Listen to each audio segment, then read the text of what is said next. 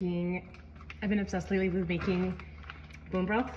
So I just ran out. I've been using it for everything. I'm making rice with it. I'm making pasta, any soups I'm making, or anything I could use water if it's a savory dish. I'm going to be adding bone broth. So I've just run out, so I'm making a fresh batch. So I'm going to add all my chicken scraps.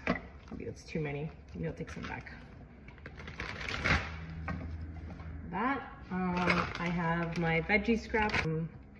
So I think I didn't have enough veggie scraps, so I'm just adding some extra onion and some celery and a couple of garlic cloves.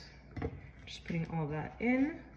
And then I love how flexible this is because you can really put anything you want. I have some bay leaves in here that I'm adding for flavor. I'm gonna add a little bit of thyme, but sage would be really nice, or any other mild herbs.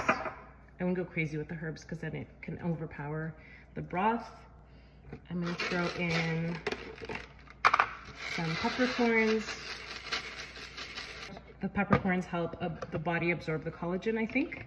And the apple cider vinegar helps break down the collagen from the bones.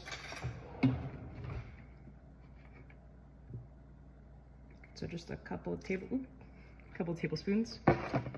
And a little bit of salt. I have some sea salt here.